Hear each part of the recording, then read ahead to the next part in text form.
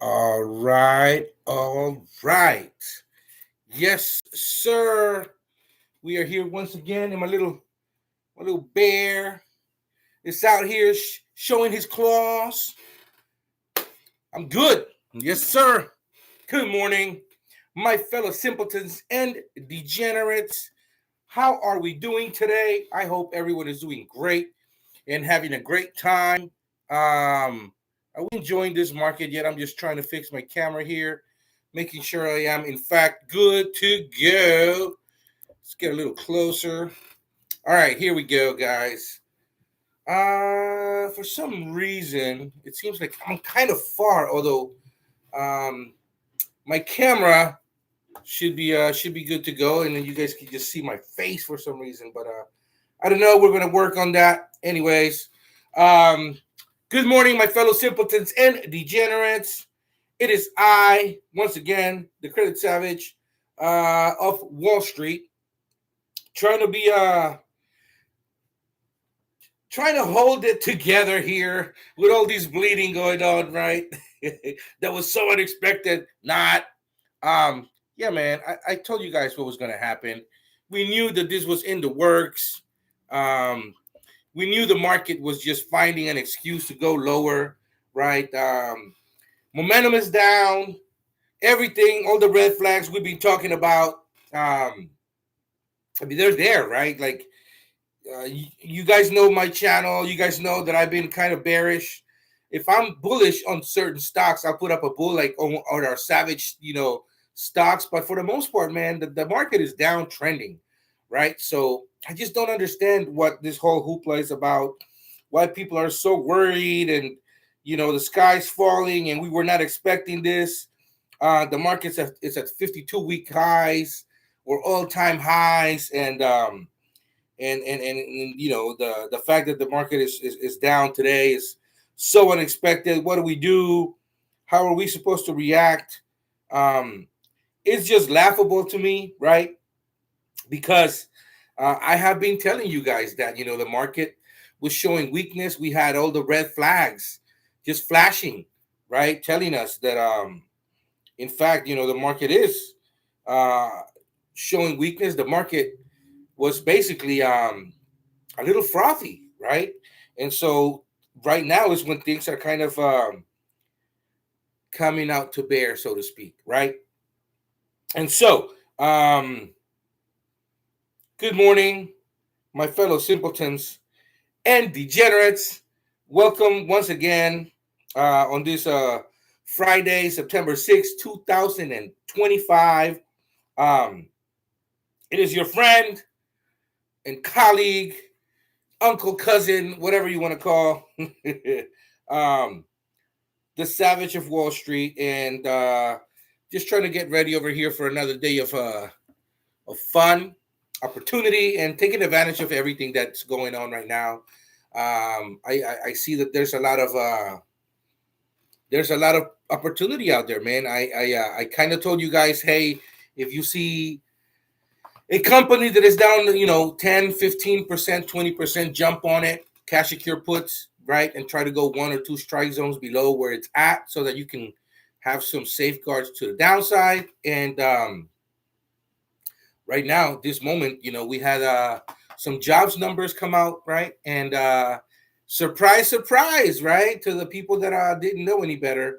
I guess, there were, I think, 12,000 jobs created in the whole United States, right? 12,000 jobs were created.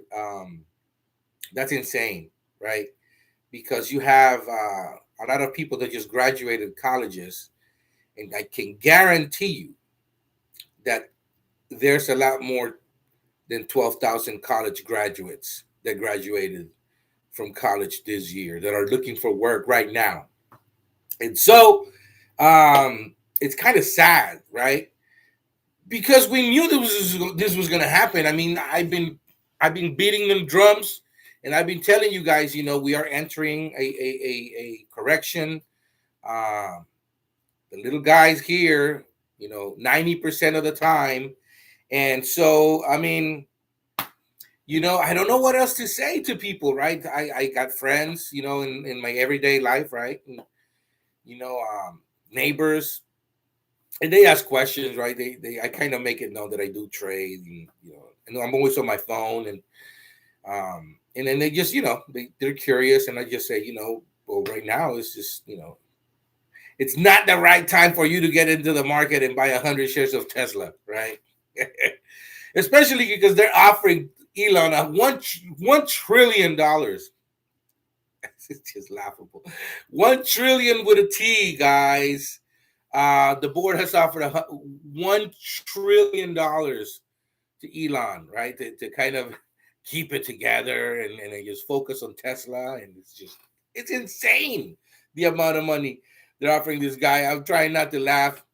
But anyways, we're here and we're doing our due diligence. I hope you guys are doing great wherever in the world you're watching me from. Thank you for watching my channel, and I just, I'm very excited for today, and to touch base with you guys and see what you guys are doing, how you guys are trading, because I got some C3.AI cash secure puts going to my account this morning. They actually put some shares to me. There were some 22.50s and some $25 strikes, and that was to be expected. I didn't want to roll them because I just want the shares at this point, and I'm kind of low enough to where, like, 300-400 shares are not gonna like move my average that much up, right? And so it's all good. And I do have some 1750s, expiring in October, and some in November. So I'm totally good. I got over $3 for those, over $4 for some, and it's just I'm crossing my arms at this point, and then just trying to get as many shares as possible. Who do we have here in the house? Always Be Writing is in the house. What is going on, my dude? SJ Tavares is in the house. Good morning, Savage. SJ is saying, what's up, SJ? Ken's mom is in the house once again. Good morning to you.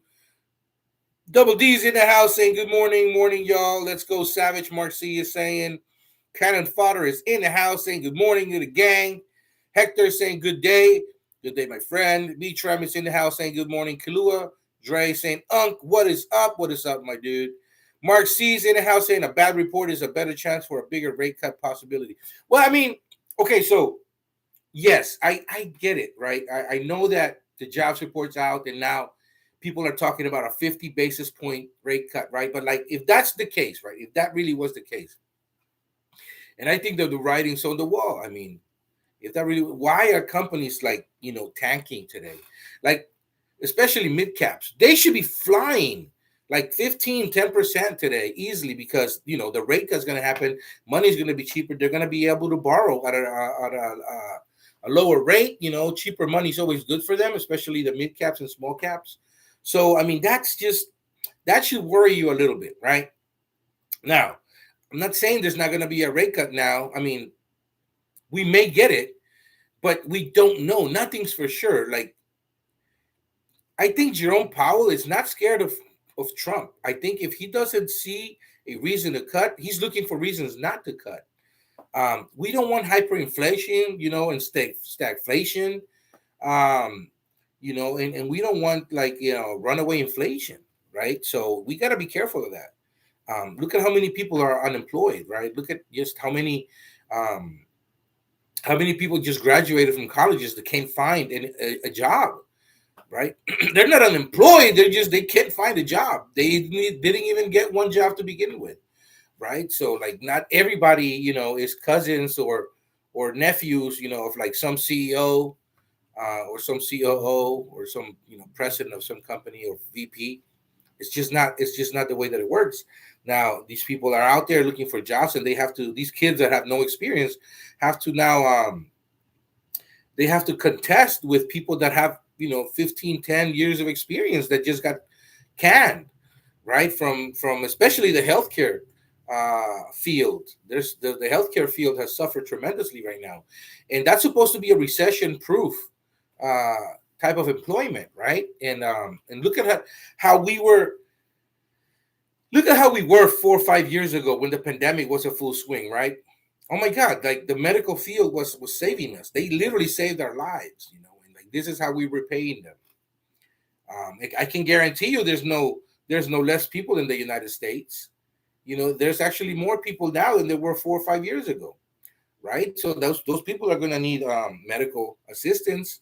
So why are we laying all these people off? It's just it's insane to me. Um, but it is what it is, right? So let's see the numbers. Let's digest this information. We have a sell-off today, and I can guarantee you that people are getting margin called. That's another thing you have to look at.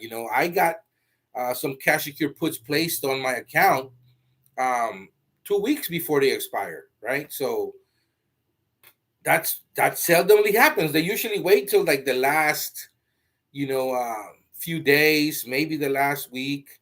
But yeah, 2 weeks is kind of not unheard of, but it does happen, and I do know that it's happened to a few people, not just myself. So it's kind of like a system wide thing, right? And so that right there, and it's another thing. People are over leveraged, right? They have to rob Peter to pay Paul, so to speak. And so right now, people are underwater and over leveraged, and you're gonna see the ramifications.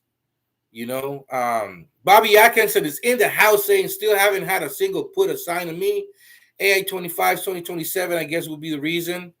Yeah, that could be it. I mean, I have some 2027s myself, but I don't think that's it. I think they're just, assigning them, right? Because I mean, the stock is down. It's a 25, cash secure put, so it's like have to be a $10 swing, because AI today is a 1550, right? 1550, $16.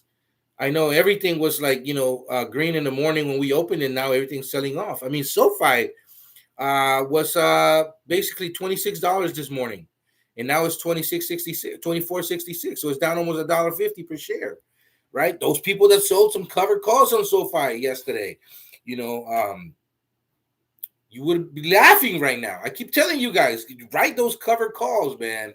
Write those covered calls and get some money out of this, right? $28 strikes expire in October. Not bad on SoFi. Sell some 30s expiring in January. Not bad. Because you'll have days like this a lot. So the stock's gonna go up and down and down and up. So like you don't have to hold into expiry. You can very well just sell, it's what I do is I sell cash secure puts. I take big chunks, right? If there's a big move, I buy back and I take 20, 30%, like, within a week instead of waiting for 3 months. Take sometimes 40%. Like, why would I wait, 60, an extra 12 weeks, 11 weeks for the other 40 or 60% when I already got 40? I take my money and run. Same thing you could do with SoFi. You sold some $28 covered calls expiring October, say yesterday, and you took in, couple of dollars. Right now they're probably $1.50. You've made 20, 25%. Buy them back. Take that money off the table, and then wait for it to recover, sell it again. That's kind of how you play this game. So let's see. Wheeling Idaho is saying, "What's up? Rate cuts equals recession fear." What did you collect, Bobby? Bobby hasn't collected anything yet. I collected 300 shares of C3.AI. Some 222.50s and 125. I got over $3 for those. Like I sold those a while ago. $3, $4 for those. So like really, like it's like the break even was like 21 something, and and obviously those get placed, and then my average is like in the, I don't know, like $15 now. So I'm okay with that. Um, so at this point, I'm just collecting as many shares as possible. There's not many shares out there, and it's a shorted stock. Very low float. It moves. C3.AI moves, guys. Dude is in the house saying, "What's up, Savage?" Moneymaker Juan is in the house saying, "What's up?" Wheelie Idaho's in the house. Bobby saying, "I believe 6." I have in my memory that 19 is my break even. Right on. Due to saying on Wednesday, ASST is having a first round of pipe funding shares unlocked, so there may be sympathy move happening in fear of that. I'm not worried about it. I honestly, I'm not worried about it at all. My break even is like 160 or something insane. So like, like I got well over $3 for those cash secure puts expiring in October, and so, and I'm trying to roll them now because I see that it went down. So I'm trying to roll them and get like $1,800 because I have 20 cash secure puts, and then I'm trying to ask for 90 cents to move on to from October to November, and I'm asking for 90 cents a share, right? So like 20 contracts, times 90 cents, that's the $1,800. So if they want to give me another $1,800, dude, I'm all for it. All right, like my cost average, right? My break even point will go from like 160 to like 60 cents a share, 170 cents a share. So it's like, what? I'll take that all day, and then I have like $20,000 just chilling, right? Or $10,000 just chilling. It's all good, man. Let's see, on Wednesday, yeah. So dude is saying hit the thumbs up for Savage. Yeah, man, I'd appreciate that. Schwab has exercised me on Wednesday several times from the week of expiry. Yeah, but like it's not the week of expiry. We still have 2 weeks, for for the 19th, right? So it's not unheard of, but it's definitely like not common, to get those placed 2 weeks before the strike date because they still have 2 weeks. A lot can happen in 2 weeks in the in the tech world and especially like in the market, right? But it's just telling you it's going to be extremely unlikely for these to really move that much in 2 weeks. So it is all good. I mean, that's what happens when you do a cash secure put, right? You're basically on the hook um, for those shares when when the strike date happens, right? Which is why I tell you guys only write cash secure puts on really red days and whenever they are down 10, 15, 20%, and then go down one strike below that, um because that way you're protecting yourself to the downside. If you do get placed in some cash secure puts, it's not the end of the world. And you would, I mean, if it's shares that you want anyways, right? What's the problem? If you like the company that you got those shares placed uh on, what does it matter? You liked it when it was like, let's say, at $50, right? If you liked it at $50 and then you definitely, and you bought it at 40, 35, why wouldn't you buy it at 15, 20?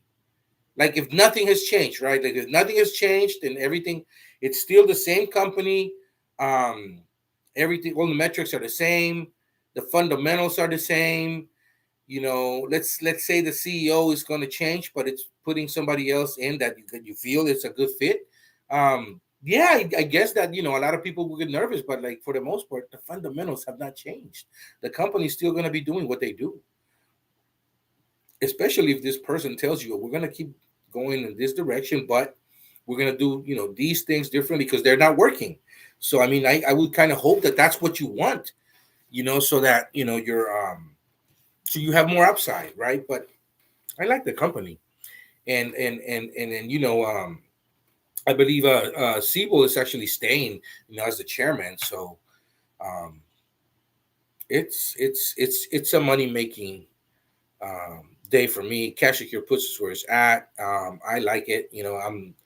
I'm actually I was looking forward to getting placed these, and I just didn't see where to go, and I was like, I just take the shares because my average is so low that it wouldn't have made that big of a difference. It wouldn't have moved my average that much. So it's all good. All right, so let's see here. Karen D saying hi, Savage. Karen D says I can't buy them back without losing too much. Well, don't buy them back. And you can always roll. That's the thing. Like, so if you have some some 25, some 2250s that are gonna get placed, and you're like, oh man, I don't want these. Like, then you roll, and then you give yourself some more time. Get the same strike and go down a couple of months and bring in more premium, 20-25 cents. That's 20-25 bucks. You do a couple of those, and then you have 40-50 bucks. You do four of those, you get 100 bucks. I mean, it's not a lot of money, but I mean, now you give yourself more time to kind of see if the stock recovers to like 17, 18, $19, and then if it does, then those puts are going to be worth less. Then you can make a decision and be like, do I really want them? You can always pull the plug, man. That's the thing. Like, you can always pull the plug. You're going to have to pay for it, but that's exactly why, don't buy stock you're not willing to hold at least 4 or 5 years. That's like rule number one. Rule number one is, well, first of all, rule number one is never invest money you can't afford to lose, right? And then number two would be, don't buy, stock on companies you're not willing to hold 4 or 5 years. That's the bottom line, And then some people just they get hit with that FOMO, and then everybody's trading this, and you want to trade it. You know nothing about the company, and then you decide that you want to take a plunge and buy some shares on Unity or Tesla because everybody else is holding, and then the stock goes down on you, right? And then you're like, oh man, I'm holding the bag. I lost money. That's what happens, right? You don't do your due diligence. You don't know why the stock is really running. You just know that everybody's buying it. You try to buy it, and then you're like, oh, I'm holding, But if you look at charts, right, and you look at the way that the stock market works, it gyrates, right? It goes up and down when you're in the thick of it. But over the long run, when in doubt, zoom out, right? Go out 20 years. 25, 30 years, and you'll see that the stock market is actually like this.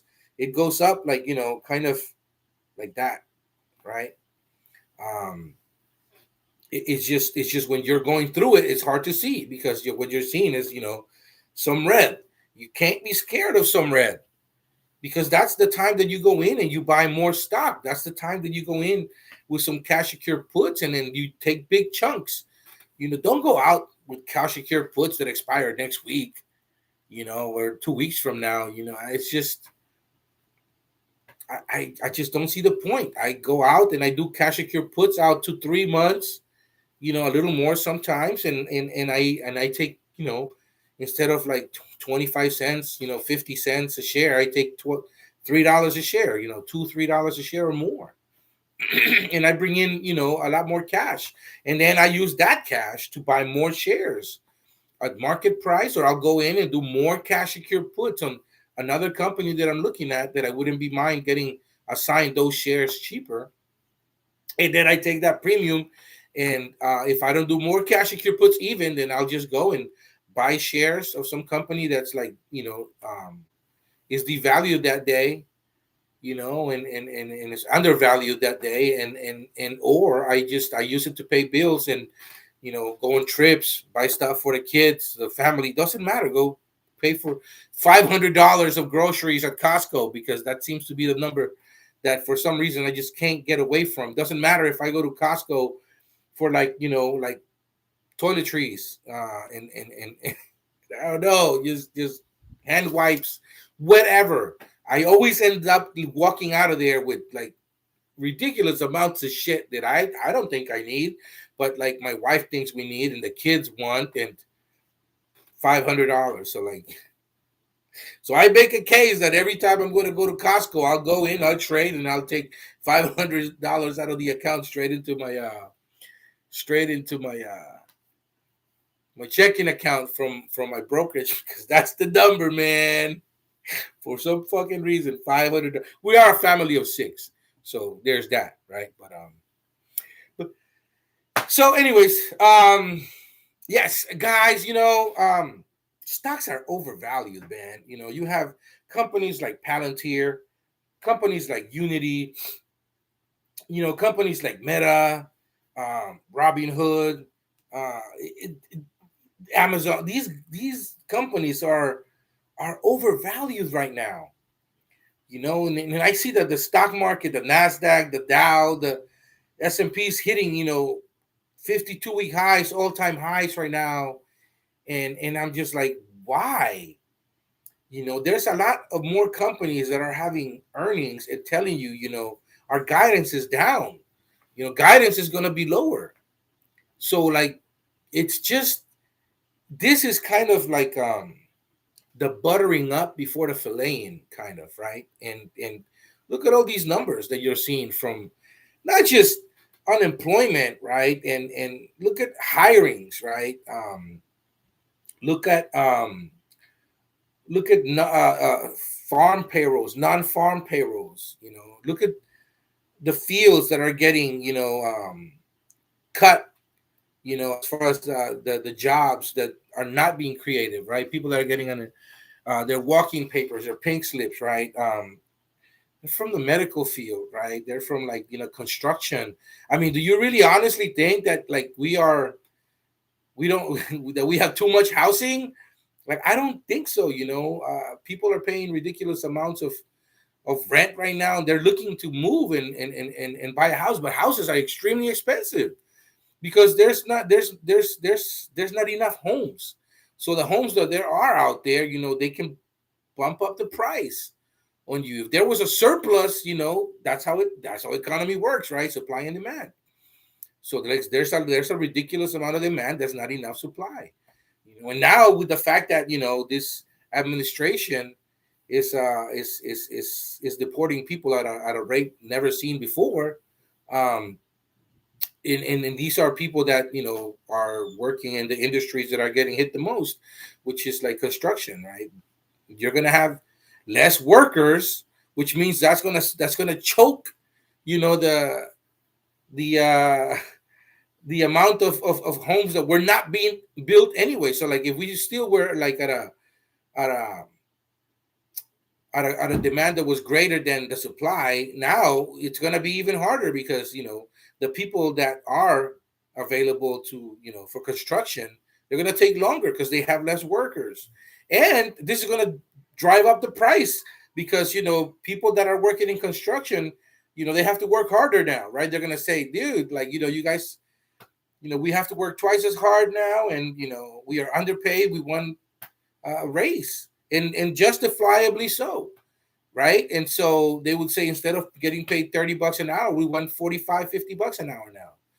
And who's going to end up paying for that is people like you and I. The homes are going to be way more expensive. These kids that are just out of college, they're not going to buy any homes, man. Every home, listen, right now the average American home is what, like $400,000, $350 to $400,000. The average home in the United States is going to hit $500,000 in like a year or two. It's what it is, right? So you think a kid that just came out of college that's like $150,000 in debt on student loans is going to be able to afford a $500,000 home? No way. Right now, I mean, there's definitely studies that have shown that there's more kids, and by kids, I mean, because they're someone's child, but you have more people, that are graduating school that are moving in with their parents again. I had my own place when I was 18. I was 18 when I had my own place, and then I just, I went to college and I had my own place. I lived with roommates, yes, but I had my own spot. Then I left college, and then I had my own place once I got out of college and my own apartment. And then I met my wife, then girlfriend, and we ended up dating for a long time, traveling the world, and eventually we ended up getting a house together. And in 2009. And so it's just it's we got lucky, right? We didn't know what the future held, but I mean that was during the big financial crisis of 2008, 2009. And that's when everything fell down. And she was actually smarter than me. She was the one saying, I want to buy a house. And I was like, yeah, that's a lot of money. Like I don't, that's a big deal, man. You got to get into like, and she did it, right? And so yeah, I got lucky, man. I met a very smart woman, and here we are, 3 kids later, 20 years later, over 20 years. And so I don't think every kid out there is gonna get lucky and meet somebody that's that's level headed and it's harder. It's gonna get harder. I feel bad for these kids that are graduating and not finding jobs. I couldn't. I graduated. I had a job lined up. And I had two jobs, and then I was just basically able to like pivot to the one that I found more interesting, and then it was completely unrelated to my major, right? And I was just like, this is what I like to do is tech, and then and look at me now, right? Like 25 years later, here I am on YouTube. But I just feel bad for these kids, man. They just, the future seems to just bleak. And we're just, not doing them any favors. I don't know. I don't mean to get like go on tangents over here, guys. But anyways, let's see. Karen D, I can't buy them back without losing too much. Dude is saying I got over $4 in credit. $4 in credit on the $5 October strike this morning. Ooh, nice on ASST. Good job. Oof, that is 80%. Oh my goodness, that's insane, dude. That is insane. I'm wondering if my whatchamacallit is triggered. Let's see here. No, they're still there. They are still there.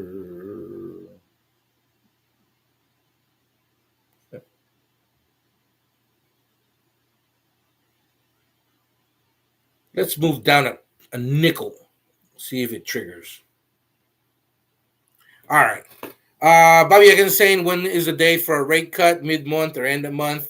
Mid-September. Yeah, it's mid-September. I think they're gonna meet. I think in a week, 2 weeks, and then I think they're gonna talk about the rate cuts. Jerome Powell, Rugman's gonna do his thing, and I'm just I don't know, man. Everybody seems to think that it's a shoe-in for the rate cut.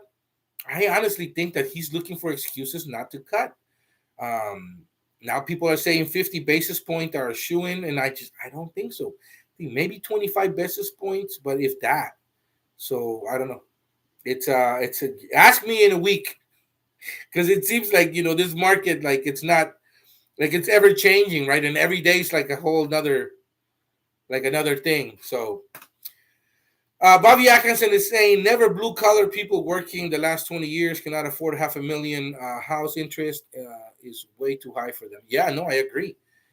Even 5% is too much, man. It's just yeah, no, in the 70s, man. I know Uncle Bruce used to talk about how in the 60s and the 70s a person could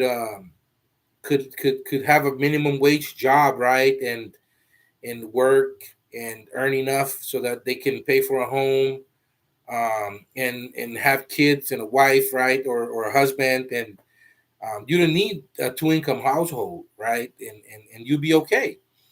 And now,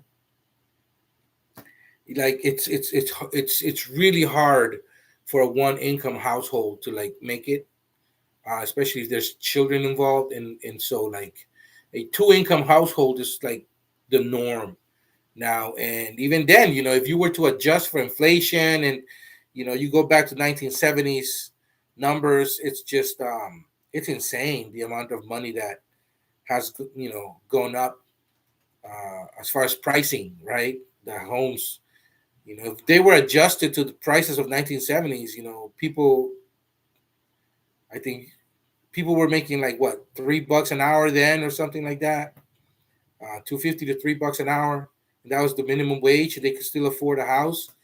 And yeah, right now people would have to make, I think, in order to be there, $40, $50 an hour, and kind of be there, But you can't. That's not what the minimum wage is. The minimum wage is like what, like $12 or something. I don't even know what the minimum wage is. Let's see. What is the minimum wage in the United States? What is the federal minimum wage?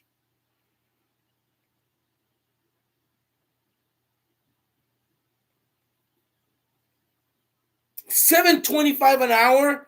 Holy moly! Are you kidding me? 7.25 an hour. is a rate set by the fair labor, my ass. It hasn't changed since 2009. We had a whole fucking pandemic and it didn't change. Are you kidding me? 7.25 an hour? That is fucking insane. That is ludicrous. Oh my god. Are you kidding me? I honestly thought it was like, because San Francisco is like $20 an hour, like minimum wage. It's like 19 something. But holy shit, that's federal? Oh my god. Like, what can you do with that? A fucking hamburger is like $4 or $5. Are you kidding? A fucking what? A Happy Meal is $10, guys. Are you telling me that I would have to work an hour and a half to be able to afford a Happy Meal? That is insane. Oh my god. That's fucking crazy. Yeah, no, people need to fucking riot. I don't know, something. It's fucking insane. People cost of living increase, not a raise of 2 and 3% yearly is never going to be enough. No, man. No, not the way the things are going. Some stuff is worth 50% more than it was last year. I did the fucking math. If some stuff at Costco's cost like 30-40% more. That's from last year. Some stuff has doubled since 2020, 2021. There's no way. That's what? That's crazy. That is insane. Oh my God. Bobby saying, my youngest has no ambition to do anything. She's part of the dozen generation, doesn't cook, doesn't clean, doesn't want to work. That's sad, man. I don't blame her for 7.25 an hour. Fuck that. I think if she just became a nomad and went to like all over the world, she'd be better off. I mean, damn, that's crazy, dude. My mind is blown right now, guys. I don't know what to say. I didn't know that 7.25 an hour was the federal minimum wage set by the the labor association, the fair labor standards. Fair labor, my okay. See, this is why I get so angry with Democrats and I get so angry with just obviously Republicans, but like either or is in power, right? Like the guys fucking either are Democrat in the White House, in controlling the Senate and in the House, or either why don't they fucking? No wonder Bernie Sanders almost won. I mean, seriously, that's insane. Like, I'll tell you this right now: the first politician that says we're gonna double the federal minimum wage, that guy becomes president. That guy becomes president, and the freaking Democrats are such wussies that they keep moving to the right, and they just don't understand. It's like, look at the the party is willing to vote for socialists now. That's how far out of touch Democrats are. That they have moved so far to the right that socialism seems like a better option for a lot of people. Like Bobby's kid. Like, and I don't blame them. We haven't done shit for them. Are you kidding me? God. Oh my dear God. That's insane, man. Like, there's people out there with families that are making that. That's crazy. I'm at a loss for words, guys. I'm sorry. I didn't know that the minimum wage in the United States was 7.25 an hour, and it has not been raised since 2009, which means Obama could have raised it.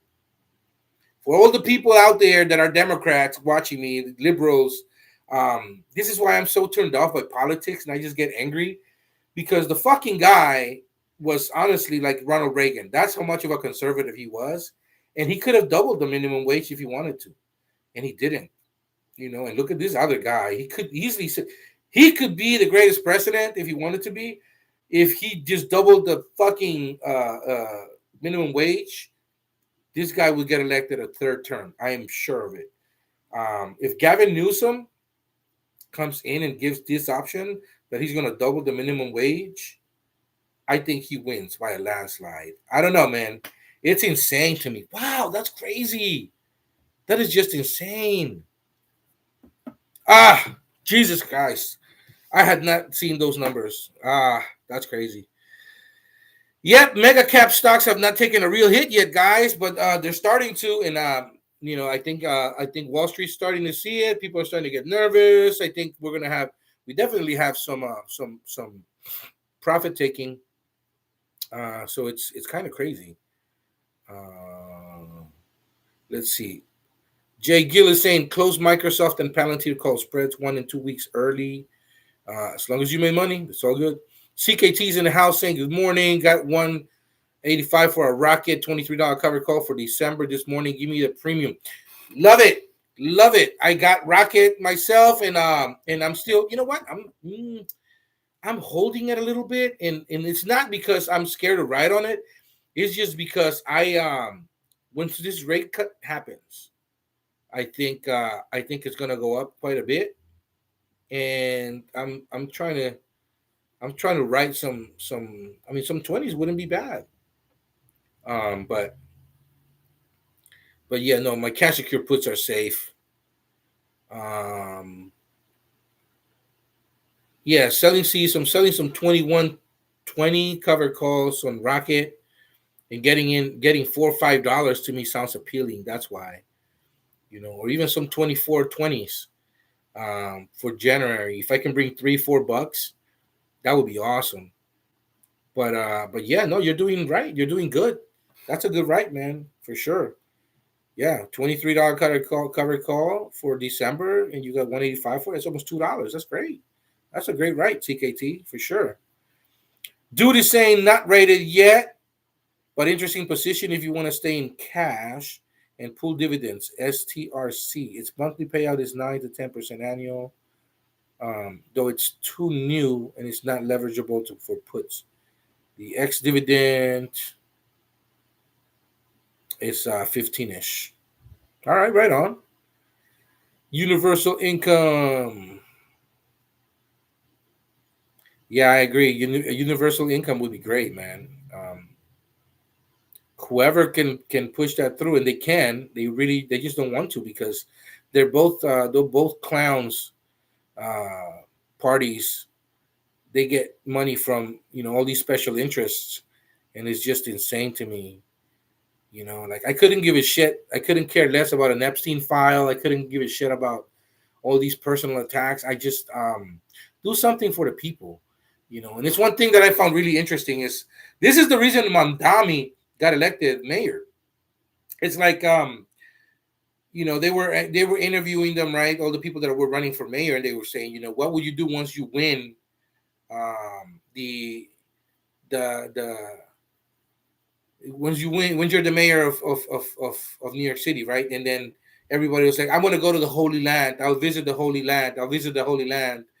And somebody said, I visited the Holy Land 2 to 3 times already this year. I'll go one more time. And it's like, and then they're like, Mandami is like, I mean, I'm not running for mayor of Israel. So like, I don't understand, why. Like, I'm running for mayor of like New York. Like, I'll be in New York. Like, I'm for New York doing better. I'm visiting all the boroughs. And that right there resonated because it's like, what the fuck does Israel have to do with New York City? Like, yes, I understand there's a lot of Jewish people, but that's like telling you people from San Jose here in California or Los Angeles, like, what are you gonna do when you win when you become mayor of LA? Like, I'm gonna go to Mexico. Like, what the fuck does that? Why? Like, you're not mayor of fucking Mexico City. You're running for mayor of like the city of the United States. Why not give a shit about your people? Like why? You know what I mean? It makes no sense to me. It's insane. That's what it is. It's just like I don't get it.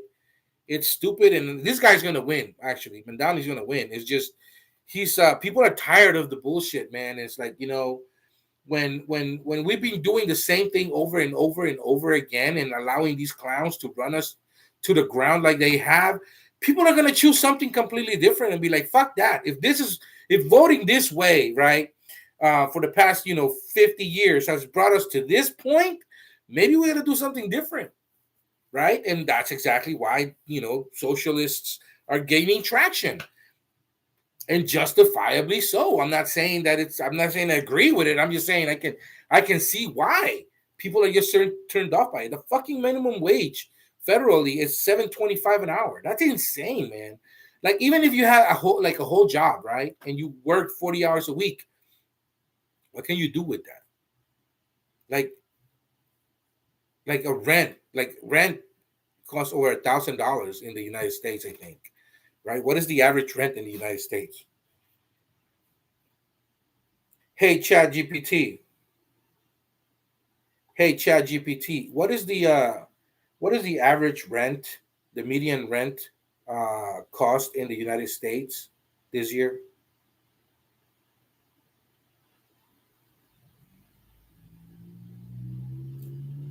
Well, I guess it doesn't want to talk to me. Hey, Chat GPT. What is the median rent in the United States this year, 2025?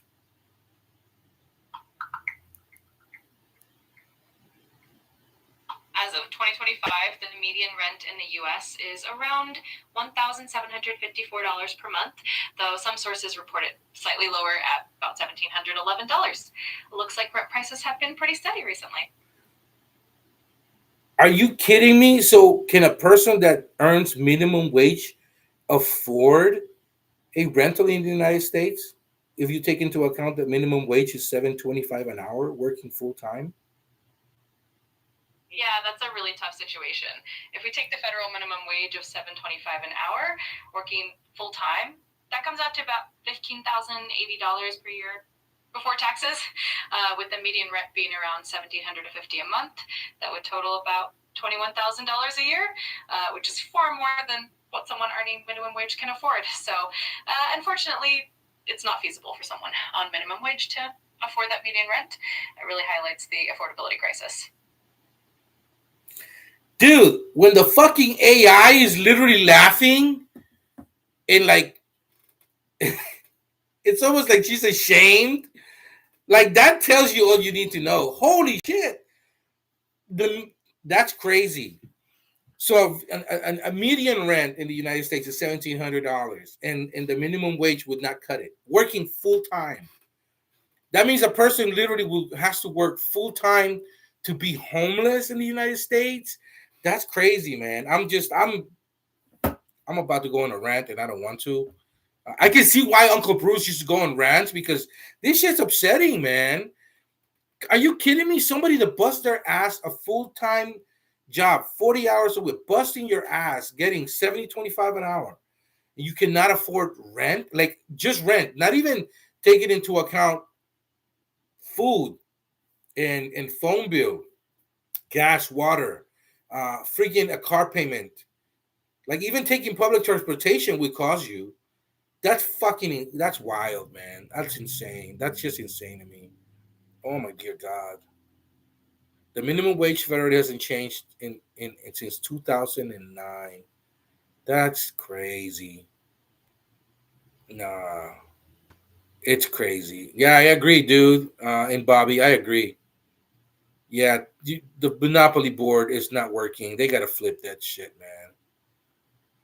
Dude is saying if you're in the food industry, it's on the 2 hour. If you get tips, like Waffle House, always tip your servers. I always tip my servers at least 15%. If they're terrible, I do 10%. But like, yeah, I know. I just and I asked them, would they rather take cash or me put it on the card? Because sometimes I know they don't give them the money from the card, so like I'll just put it on the. I'll give them cash.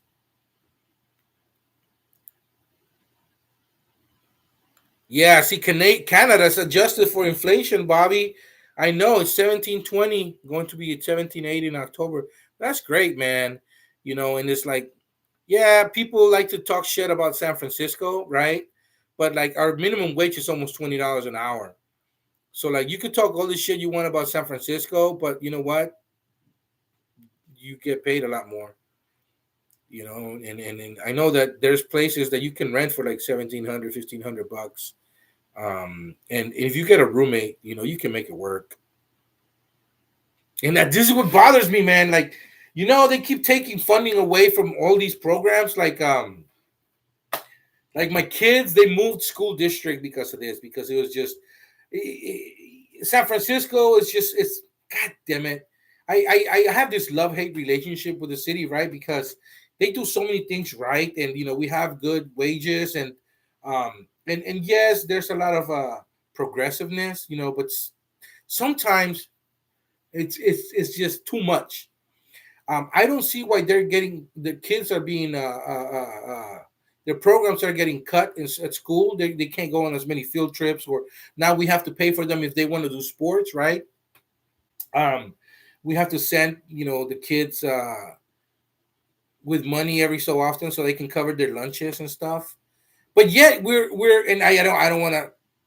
I think to each his own. If people want to do whatever with their lives and they have a specific um, lifestyle that they want to go and do, it's totally fine. But like, why are we paying for transvestites um, to to have a sex operation? You know how expensive those are? They're like $200,000.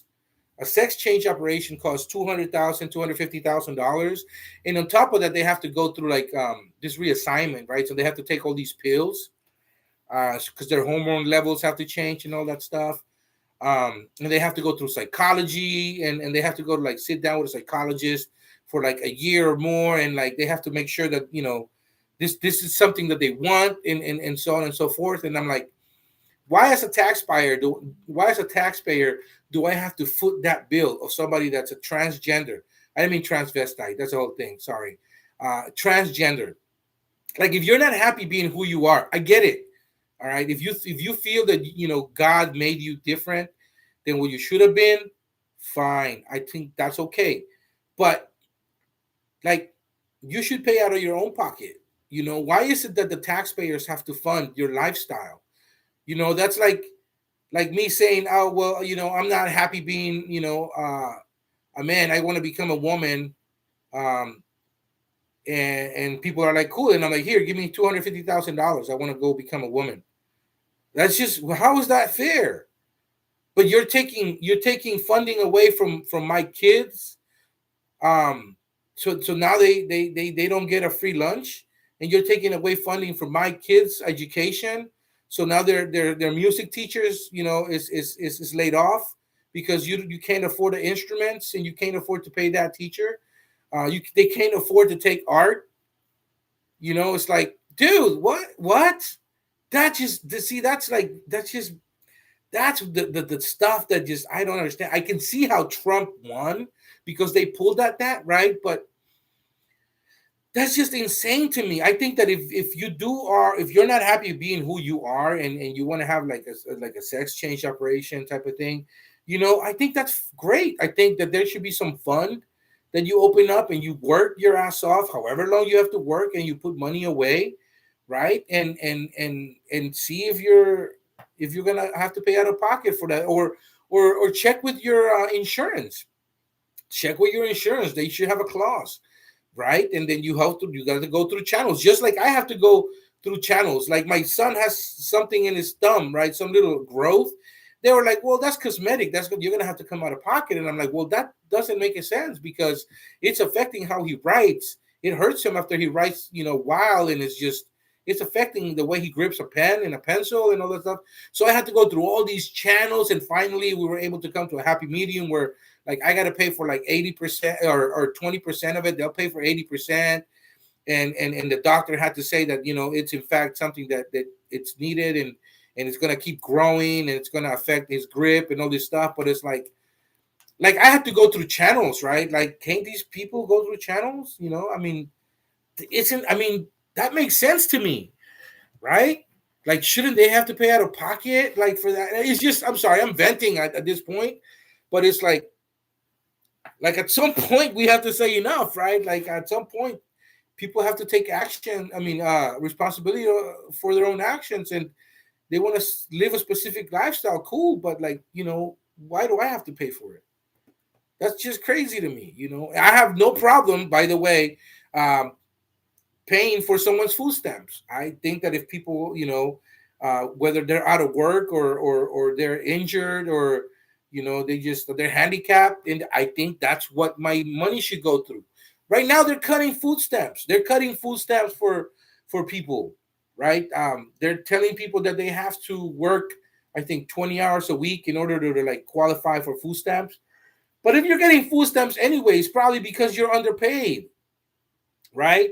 Or you can't work. And I think that if you can't work because of, like, some type of disability, I think that's just wrong. I think it's wrong. You know, I don't know, man. It's just money is just being spent in other ways that is just ridiculous. We're giving all these tax breaks to the billionaires, and here you have freaking Elon Musk getting offered $1 trillion so that he can run a company that he doesn't even run. I mean, everybody else runs it, but him, he just bought the rights to, like, the Tesla, invention. Like, all these, he never came up with any of these concepts. You guys, I hope you guys know that, right? He's been lucky enough to where he took money from his dad and his mom, who own a mining company and a diamond company, I think, in South Africa, and he was able to pay for, um, like, a lot of ideas people already were working on, and he was basically he bought them out. It's pretty interesting. You guys could check that out. But it's not like the guy invented anything. Like, he took people's inventions, paid for them, he bought the copyrights, he paid off the right people, and he's good at acquiring stuff. I'm not knocking that, but it's just $1 trillion. That's just insane, man. That's crazy. Nobody should have that much money. That's just crazy. And that's just, I know, being a capitalist, that's kind of like, it goes against, like, the Wall Street, right? Like, we are here investing, um, but, like, we pay taxes. Like, we have to pay a capital tax gain, right? Uh, or a capital gain tax. I mean, it's just, I don't know. I'm ranting, guys. I'm ranting. Sorry. God damn it. That just turned me off, man. 7.25 an hour. That's just crazy. That's just crazy. All right. Lisa said something, and I got to sign an AI January 2026 $35 cash secure put. The premium was 7. Buying was 28. I'll just sit tight and wait for the recovery before selling cover call. Or, Lisa, hear me out. Or, um, you can do a cash secure put. You can do another cash secure put. But this time, you could do you could do a December. You could do a December cash secure put, $15. You could do two $15 cash secure puts expiring December. You're eventually buying the shares for 13.30. So if you were assigned those shares, right, you would basically, would be your break even would be 13.30 on those 200, and then you're assigned, these that the price is 28, and then now your price, you'd average, 13.20 times 2, right? So that's whatever that is. 13.20 and 13.20 would be what, or 13.30, I mean, was that 26 60, 26.60, and then you add 28, and you divide that by 3, then that's your average. So you average down, you'll be like around $20 then. So that's a much better average. So you don't have to wait as long, right? So don't be scared of doing another cash. I think the 35s were too far. I don't think I ever endorsed 35s. I may have endorsed 25s, out to, or 27s to 2027, but I just knew there was some room to the downside, right? And I'm a bear, right? So, like, right, and I'm always looking at the worst case scenario, right? So that's why I just, I warn you guys. I'm always saying, hey guys, yes, there's potential here, there's potential there, but, like, if you're gonna go and do some cash your puts, go. I mean, you did right. You went out to, like, 2026, and you took a big chunk. It's just you chose that strike. I mean, that's the strike you chose. I would have gone 27.50s, or 25s, which I did, right? But, like, that was a little high, just because the all time high for, well, not the all time, but the 52-week high for AI was like around there. So that's kind of, you went kind of high. But I mean, you know what? I mean, you got 100 shares. I would average down at this price. I mean, at this point, don't be scared to average down, Lisa. Not at all. Do three cash secure puts, do three 15s, and get your average even lower. You'll be fine. Let's see. I think Clinton was the last president to raise the minimum wage. Biden actually ran on raising to 15, though he took that from Bernie. Yeah. Well, so 2009 was Obama, right? So I think Obama was the last president to raise the minimum wage. They're saying that the minimum wage has been raised since 2009. 2009 was Obama, I believe. But he could have raised it again. 725 is laughable. It's insane, man. That's crazy. Bobby, yeah, 1780 Canadian dollars is 1288 USD. Yeah, but I mean, the cost of living is different over there as well, right? So like you gotta adjust for cost of living. So like I don't care I don't care if the minimum wage is 725 and the rent was like $500 a month, right? Like that's what I mean. Like it would have to make sense. But if rent is like, your average rent is $22,000, a year, and you're bringing in, $14,000 a year or $13,000 a year on minimum wage, and that's not even taking into account taxes you're gonna pay. That's fucking laughable, man.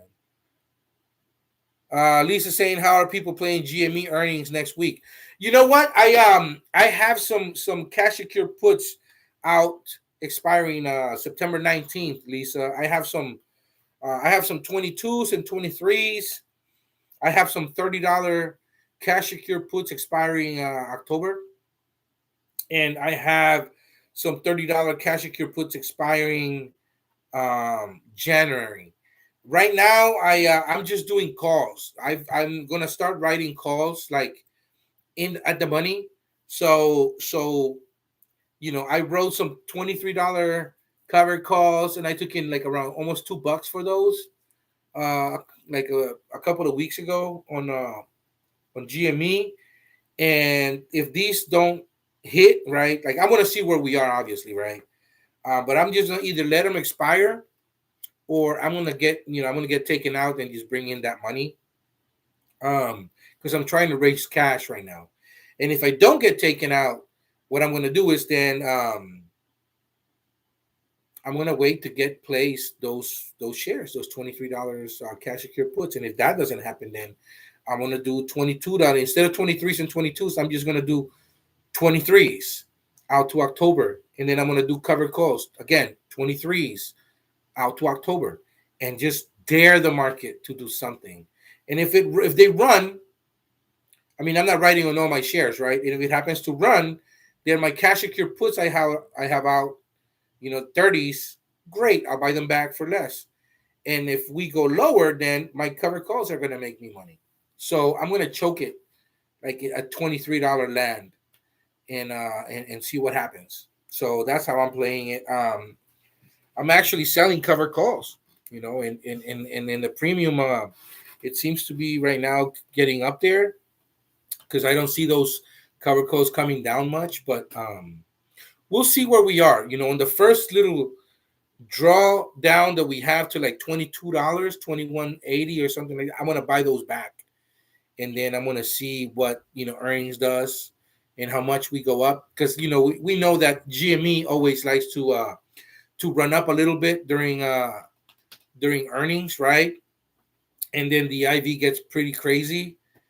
So that's good premiums, and so like I'll just sell cover calls, and this time instead of 5, I'm probably gonna do 20, and then just dare the market because I'm yeah, I like the stock, of course, but at this point I'm trying to raise cash, because I think that we have some turbulence, yeah, in the future.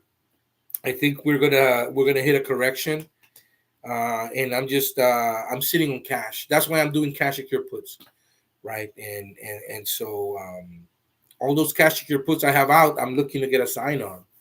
So I'm totally okay at peace being assigned wherever my cash secure puts are at because I chose that strike, and I think that's a good price point.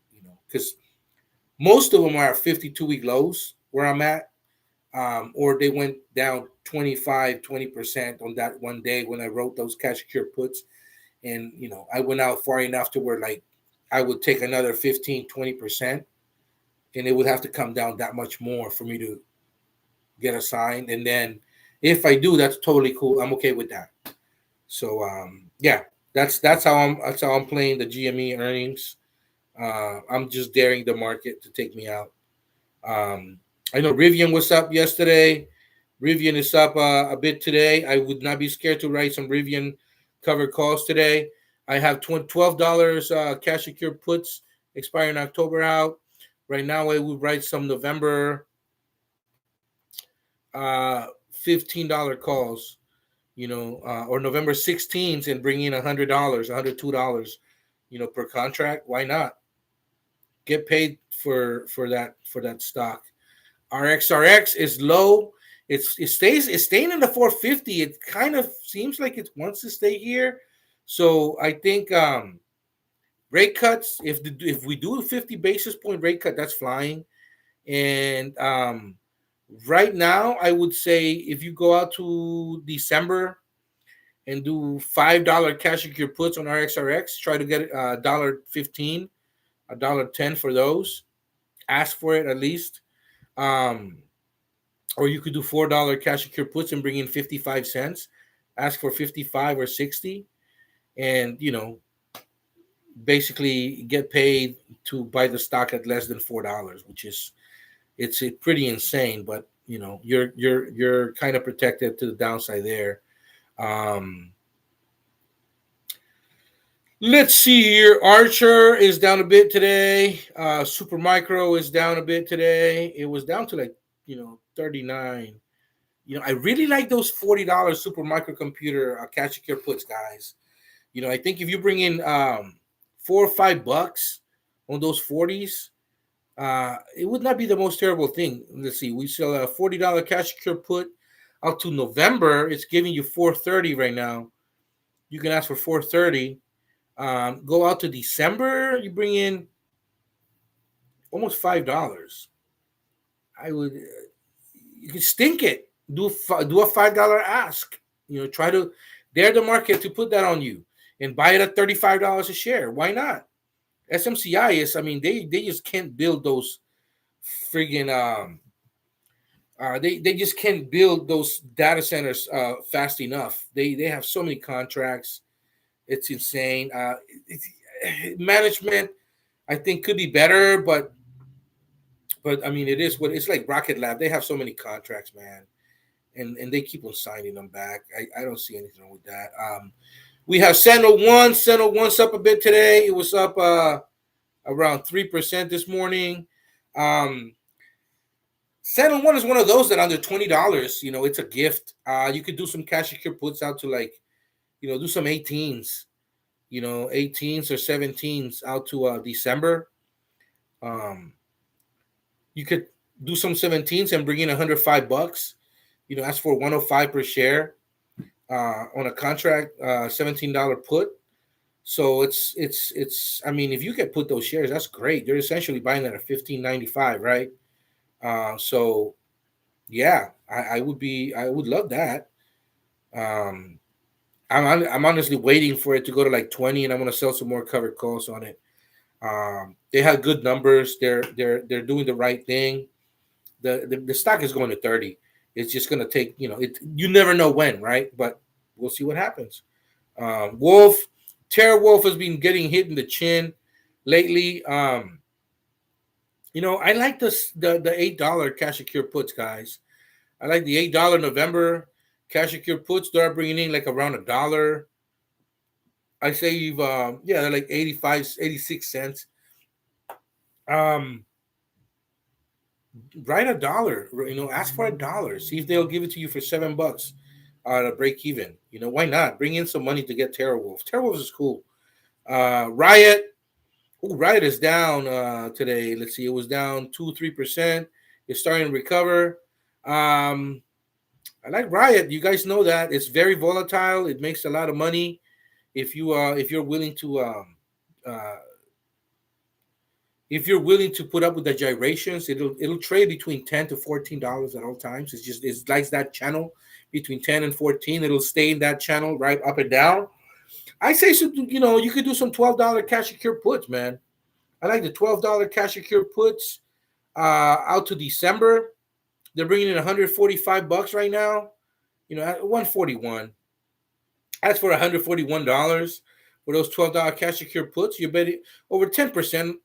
For return on investment. Why not? Worst case scenario, right? You guys put those shares and then you can put them to work whenever you have a move of 10% up on a day, 10% green. You're right. Open Door Technologies. Hey man, you can sell some cover calls right now in Open Door. I actually sold some sevens. Um, but I went to October. I think November you guys can go to and try to bring in you could have brought 175 not too long ago. Right now it's down to like 165, 166, 67. You write some 167s, ask price for a $7 call up to November. You could do that or you could wait. I mean, I told you guys it's gonna go up and down, up and down. Whenever it gets to $3, like that's kind of your cue for some cash secure puts if you want to play it that route. Um, but it's going to $8. I mean it's here. I've said it on my channel. Open Door is going to $7, $8, and then once rate cuts happen, it's flying to 10. It's a real estate play, right? So I was pounding the table months ago when it was like 50 cents, 60 cents a share, and I bought several thousands of those shares. It went up to like $1. I was telling people, write some $1 cash secure puts, bring in 15 cents, 20 cents. That's how much it was giving you. You could have gotten put those shares, and then you would have a ridiculous amount of Open Door shares at this point. You'd be laughing with with with with with how volatile it is right now. I mean, shorts got cooked, right? Shorts got cooked, and you can play this so many ways. You could do some $5 cash secure puts if you want, but I mean, I wouldn't write them on a green day. Wait for it to go down to 5. And I mean, honestly, it could go down to 4. It could go down to 3. It's just it's so volatile. It's we really don't know what's going to happen. I'm looking for it to go and touch 8 at some point. I think $7 is going to be a ceiling, and it's going to get smacked down again, and then it'll come back up. But the lows keep getting higher, right? So this is what happens when somebody gets caught with their hand in a cookie jar, and the shorts got caught, and now they're trying to they have to cover, and they got to cover quick because this is going to run away. This could go to $20, $25 quickly. It's just a matter of time, right? And see how much people want it. I mean, the Wall Street bets crowd is on it, and they know how explosive this play is going to be. Rate cuts are going to make this fly. Um, so keep an eye on it. If you guys are looking to get into this, make some really good premiums. But don't be scared if you get assigned some shares at like $3, $4. It's okay.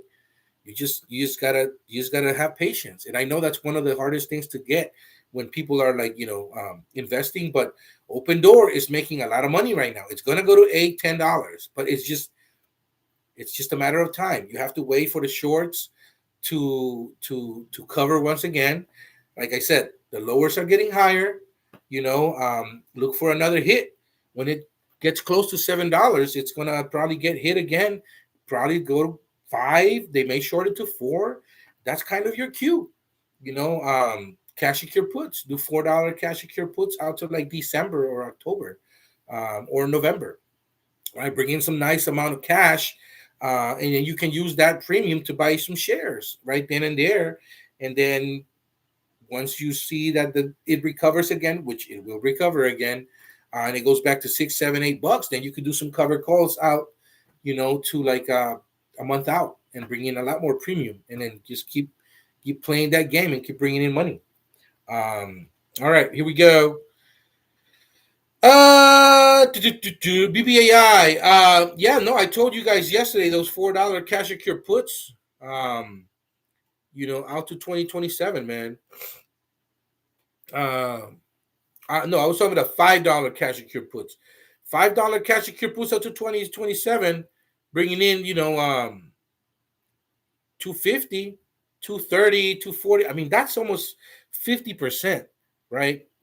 Um, Not a bad call at all. You want a cash grab, quick cash grab. The stock doesn't belong, in the $4 land. But that's where it is right now because people have taken profit, right? The stock went up to like what, $8-9 a share at some point. Um, let's see, what was the 52-week high for this puppy? Yeah, it was $10. It was $10. You know, um, my average cost is $4, and I sold some $7 when it went to like $8-9. I sold some $7 covered calls out to 2027. And I brought in 350. So I mean that's what someone gave me, and it's great. I mean at this point they're bleeding. I mean they're 170 now. I think I'm gonna hold those and see what happens. I could buy back, but I think there's a little more room to the downside. And I'm going to wait time happen. I think once 2026 rolls around, those are going to shrink a lot more. And then I'm looking to buy back at 60, 70% or more. In which case, it's going to be a good return on those cover calls.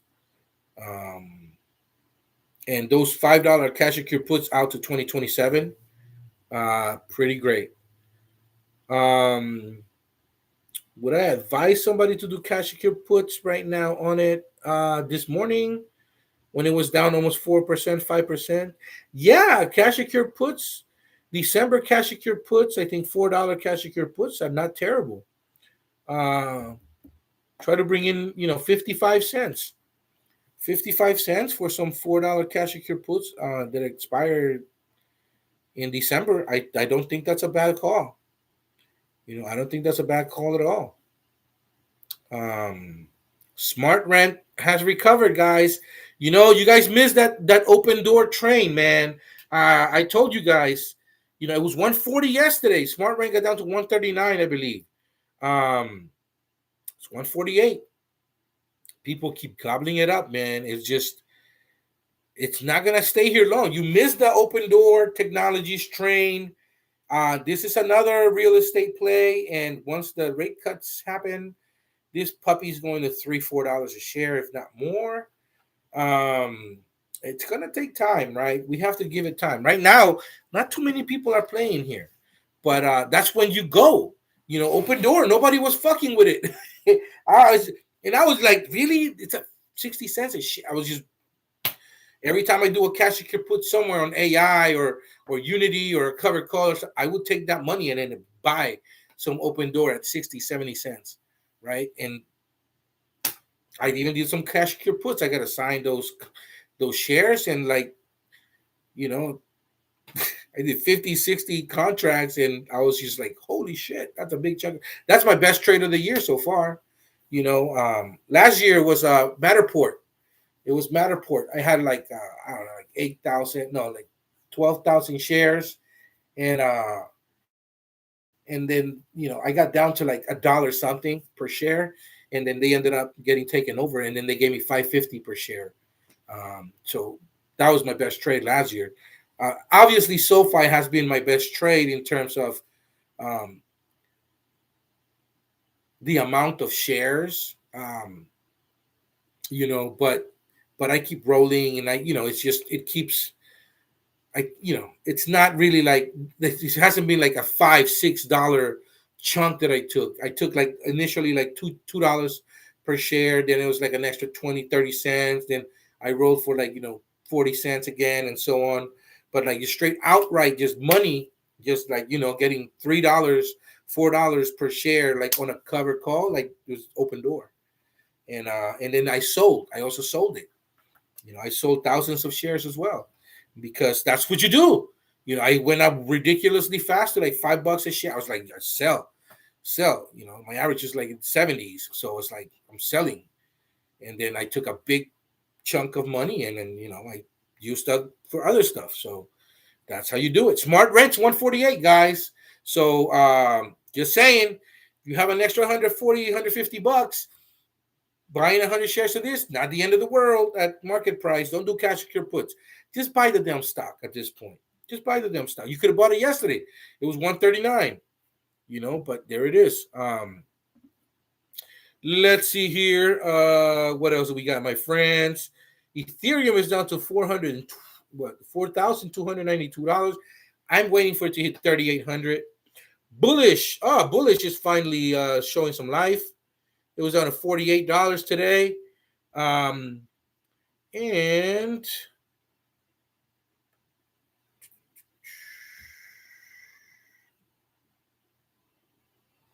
they're just not trying to give me my $8, man.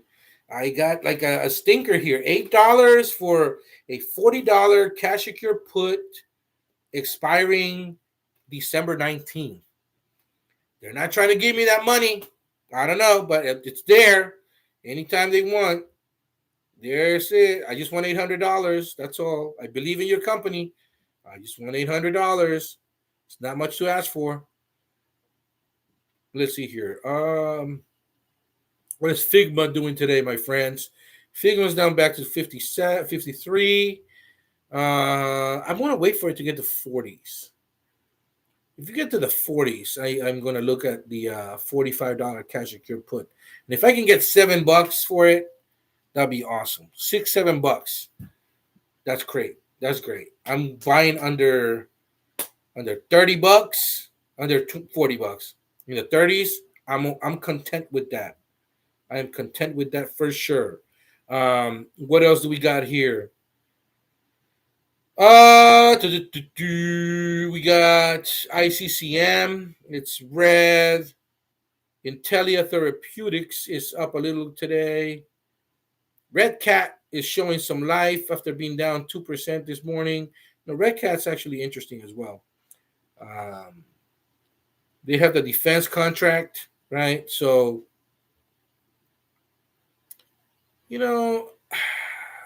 don't be afraid to go out to January and sell some $8 cash secured puts on it.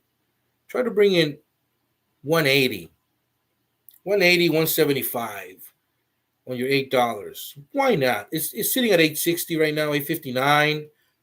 I would not mind owning it, like a little over $6 a share. Not bad, not bad at all. Allogene Therapeutics is up a bit today. Talkspace is up a little bit today. Molecular Partners is up a bit today. Arcturus is up. Arcturus Therapeutics Holdings is up. Was down. It's up. Time for a covered call, my friends. For December.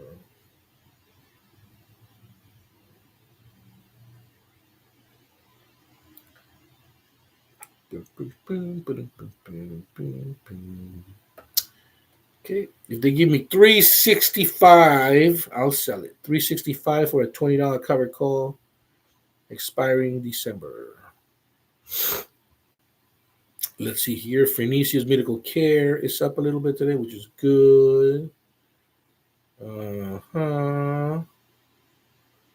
QQQs are taking a little hit. Nvidia's NVTS is up 1% today. All right. Quantum computing, that's my baby. QUBT. Oh, man. My cash secure puts looking good. I hope I get a sign. I got $16 cash secure puts expiring the 19th in a couple of weeks. And I hope I get assigned those shares. I actually went in the money for a reason. So, I'm hoping I get assigned those. International Tower Hill Mines is up ever so slightly. Rigetti Computing. Yeah, buddy. I hope my $15 cash secure puts get assigned. I have a few expiring October. So, it's looking good. Super microcomputers red. We already talked about the $40 cash secure puts. Ion Q. It's another of my babies. If you are looking to get into Ion Q, damn, I got lucky because I actually got lucky on that one. I actually I was at first I was like, damn, I shouldn't have bought it at 15. I should have done cash secure puts, but you know what? I'm happy I did. November 21st, so a put. Um, it's a 41.90. If you do a $40 cash secure put, it wouldn't be terrible because you get ask for $5, 485, anywhere from 485 to $5. You do a cash secure put on Ion Q. You bring in $500 for a $40 cash secure put. You're basically paying 35. If you want to own Ion Q, you can. You'll be getting it kind of like the halfway between the 52-week high, which was $55. So you'll be getting it like a 35, which is kind of halfway. Not a terrible entry. Um, it's down slightly today. You could wait for a day where it comes down 5-10%. It's gonna happen. So it's a good company. So if you're somebody that's been looking to get into that space, I think that's good.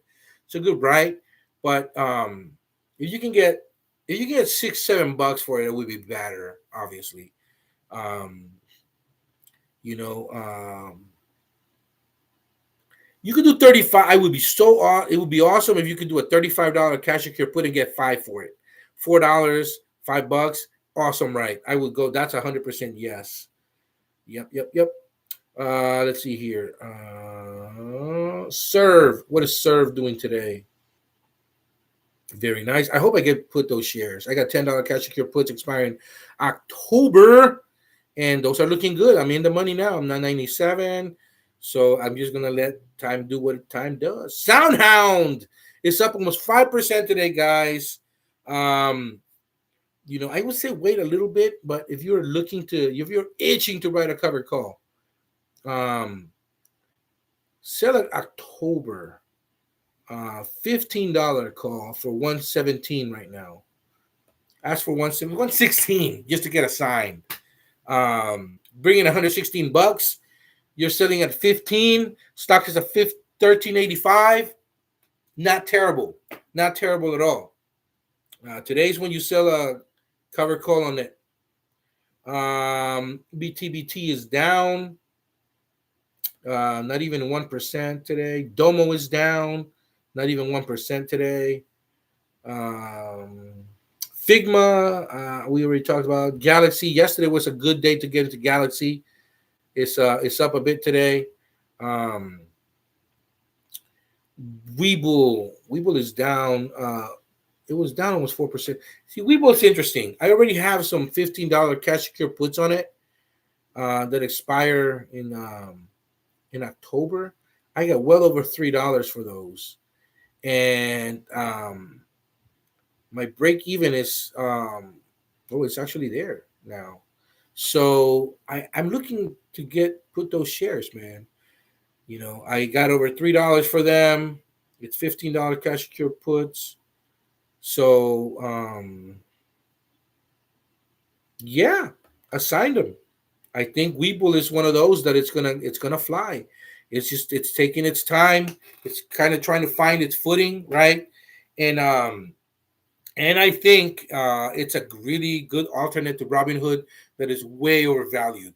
Robinhood, way overvalued. And so same thing. You're gonna be basically buying in, for 1/10th of the price that Robinhood is at. This has already seen $80 a share. So don't be scared to go in with some cash secure puts on it and try to get paid. Like right now, if you really want the shares and you want to get assigned, go to October 17th and do some 1250 cash secure puts, bring in $142. Boom. What is wrong with that? There's absolutely nothing wrong with that at all, my friends. Bringing in $142 to get assigned Webull. Are you kidding? That's great. That's a great right. All right, what else do we got here? Bobby Jackson saying holding two cash your puts 25s in GME for 2027. Not terrible. Not terrible at all, my friend. You may be able to buy those back for like, not much in like a month or two. I think we have another takeoff coming on. Bobby saying on back to the grind later, Savage and everyone else. Bobby, have a good one, my friend. Thank you for watching. I'll be seeing you. Monday. Monday, I will be back on. And so, well, actually, Sunday. I'm probably gonna go on Sunday night, guys. I'll be going in Sunday night so we can talk about Monday, right? So Sunday night around 5 p.m. California time. That's 8 p.m. East Coast time, right? So yeah, 5 p.m. my time will be cool on Sunday. I like to go in for like I got like a half an hour, 45 minutes, so we could talk about what Monday's looking like, what the weekend news were, and if there's any type of event that requires attention and basically how to get ready for next week and stuff like that. So I'll probably be on. Jared is saying you can collect food stamps. Shake my damn head. Oh yeah, greetings from Cloudy, Cincinnati. What's up, Jared? How you doing? Lisa, check out average rent in NYC. That's why my Mandami's proposing rent freezes. No, I know, Lisa. It's like San Francisco. The average rent in San Francisco is $3,500 or $3,700 for one bedroom. I know it's probably higher in New York. That's insane. It's insane. Bobby saying Google has it at 1754 to 2054 minimum rent. Bobby actually saying, damn, Chat GPT's a beast. Yeah, it is. It really is. Jared saying that's America for you, Savage, getting real. Yeah, well, it's just God, man. It's so disheartening what's happening right now. I didn't know that the minimum wage was $7.25. That's fucking insane. I don't know how many surgeries are happening a year, Jared. But I think that like once you start taking, I know that millions and millions of dollars are getting taken off from funding in San Francisco for education, man. They're closing down schools. That's what bothers me, right? And like it's like they're short like $8 million, and I'm like, if you multiply that, right? So like you have four gender reaffirming surgeries that are $1 million, right? So that's you know, so that's what 5 million would be 20. That's 32 would be $8 million, right? So 32 people that for whatever reasons they decide that they are in the wrong body, right? Just 32. Why do thousands, like hundreds of thousands of people, why do we have to pay for 32 people because they are unhappy with themselves? And why do thousands and thousands of kids have to suffer? Because literally that's what they're doing, right? They're taking away funding from school children.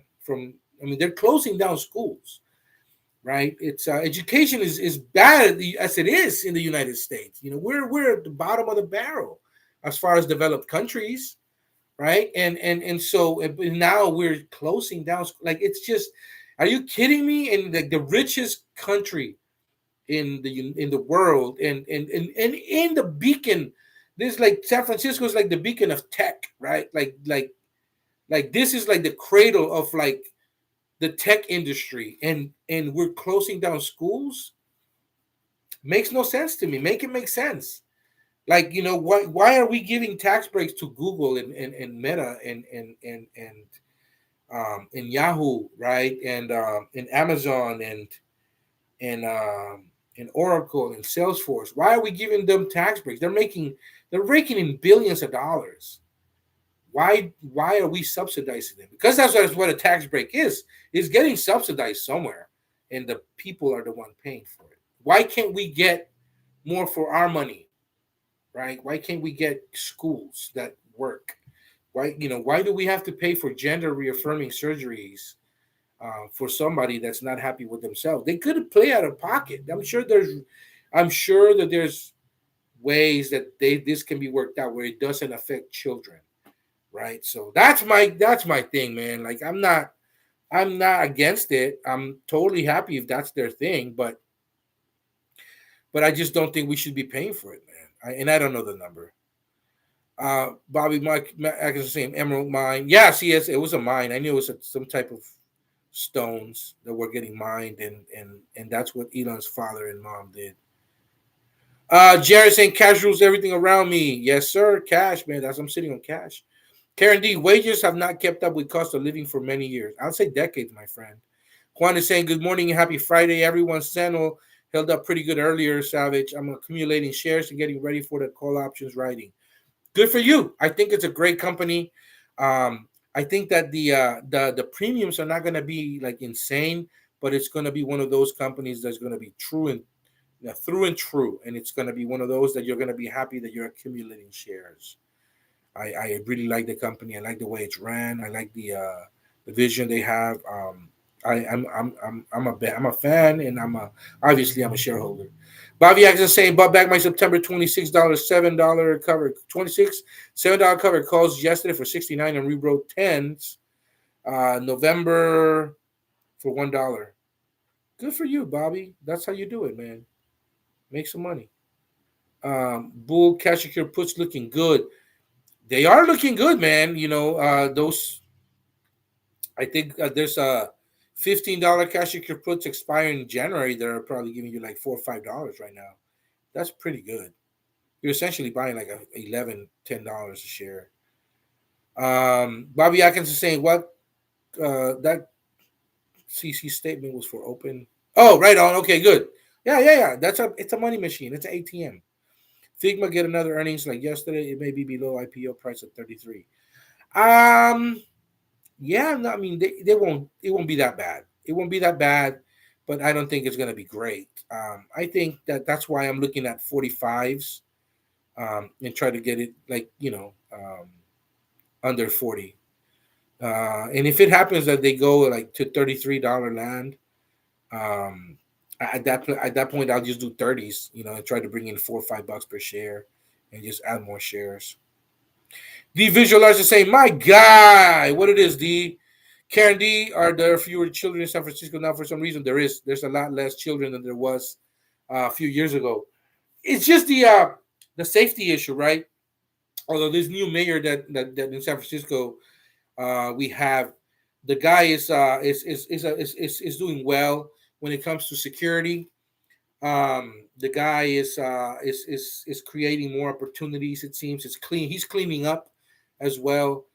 There's more programs, and I think that he has a good vision of how he wants to run San Francisco. But the damage has been done, right? So people that were moving out last year, the year before, and the year before that had children, I honestly I took my children out of the school. They're in another district now because I just didn't feel it was safe. Some idiot jumped the fence where my children go to school, and during recess my daughter was out, and the guy was basically walking towards the children saying, "Free the children, free the children, free the children." And like kids got scared. There's some guy that just jumped the fence, and he's so the teachers were able to take care of him, right? And they called the cops, and the guy ran away. Um, but the cops didn't show up for 20 minutes. That incensed me. I mean, I wrote my state senator. I wrote the mayor. I wrote my supervisor. I mean, I wrote everybody, and I CC'd people, and I said that this is insane. This is just a joke. Um, at this point, you have cops that have a 1 or 2 minute um, ETA whenever there's a crime that's committed in Union Square, where all the fancy shops are, Chanel, Louis Vuitton, and Bulgari, and so on and so forth. And so, why is it that you have a quicker response time to go and service those areas and not a school where children are? You know, that was the straw that broke the camel's back for me, and I was just done. I was just done, and I went on a fucking tirade, and I went, I went to a school meeting, and I was just basically just, and I know it's not the teacher's fault, right? But I called the sheriff, and I said, how can you, in all honesty, cash your check, if this is your response time, because it ultimately falls down on him, right, on the commissioner and him. And I was like, you need to resign, because you're a clown, you're a joke. There's a reason people don't like, you know um police, right? And this is just another one. And then people, I'm not for defunding the police, but I'm for funding a working police department. And if it's just not working, then you need to fire everybody. I'm sure that there's young people out there that would love the opportunity to become and safeguard a city such as San Francisco for $150,000 a year. Some of these clowns are getting paid $250,000 a year. The sheriff and commissioner and such. And if this is the best they can do, if this is the best that they can do, that's fucking insane to me. That's laughable. That is just, it's a crime. It is criminal. Those guys should be charged criminally, because they are fucking fleecing the city. They are not keeping anything to, well, they weren't, at least, and it's just like they need to fucking resign. It's a joke. It's a joke. So, anyways, that's I just lost it. And I try to be even keel. I try not to be like,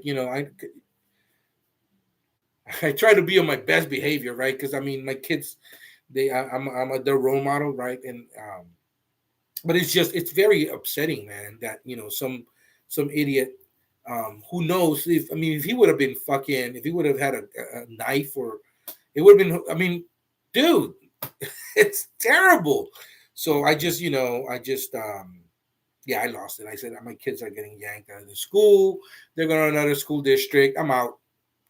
And you know that's my main concern, and I feel bad for the city. It's a beautiful city. If anybody's ever came to San Francisco, right? um it's a wonderful, beautiful city, man. I know that it gets a lot of bad press. I know that there's definitely areas that they require a lot of attention. There's areas that are just, it's a blight, and it's just unsafe, absolutely. um but it could be such a beautiful city. It's like, if you just ever have witnessed like a sunset, in our ocean beach, or like or like or a morning, you see the sun come up, like, by the Golden Gate Bridge. It's a beauty, man. It's like one of the, I think it's the most beautiful city in the world. We have a marina that's just, the Golden Gate Park is amazing. It's just, we have so much beauty in San Francisco, and there's just so much history here. And it's so sad that it was mismanaged for, like, decades, or these people that are, in the mayor's office and supervisors have just been using it like a stepping stone to, like, become state senators, or attorney generals, like, so that they can go into the national spotlight, right? And so, just, it's sad, because you don't have any, like, San Franciscans in the supervisor, like, board, right? Like, you just have people that came from other cities, and, like, they're just here for 4 or 5 years, and then you go on to the next thing, and they try to, like, use it, like I said, as a stepping stone. And it's upsetting, because the city could be so much better if it was ran by San Franciscans. But that's just, anyways, guys, I think I'm done for the day, man. We've been here for like an hour, almost 2 hours. So I'm probably gonna get out of here. I gotta start cooking uh lunch. The wife is working from home today, so I gotta make her lunch. Gotta make the kiddies lunch for when they get out of school, and I gotta start getting ready for the weekend. My kids have some soccer games this weekend, and I'm gonna go and check those out. So I gotta get their stuff ready, I'm gonna see what else the stock market's giving me, but I already traded. And at this point, I'm folding my arms, because there's just I'm going to wait for September 19th and a lot of stuff to expire. I'm very looking forward to getting all these shares put into like my account, and I'm also looking forward to the covered calls dying worthless. And then I'm gonna start writing for like I already said I'm at November already, so I'm going to November and December at this point, bringing in chunks, right, and then just seeing what this market is giving us. I told you guys, I'm bearish in the overall outlook of things. I think we're gonna have a nice little um, flush, right? And we have a correction that's coming. When it's gonna happen, I don't know, but I like to be sitting on cash. I don't really want to be holding as much stock right now. So in the stock that I do have, obviously it's already ran up, and I got covered calls on it, and it's making me money. So I'm totally okay getting those called away if it happens, but no big deal. Thank you for watching, guys. I really appreciate you. I will be seeing you guys on Sunday at like around 5 p.m. California time. If not, I'll see you guys on Monday morning at 8:30 a.m. Right? Same channel, same bat channel, same bat time. And deuces, my friends. I'll be seeing you guys later. Thank you for watching. Savage Wall Street. Once again, peace out, my friends. Make that money. Late.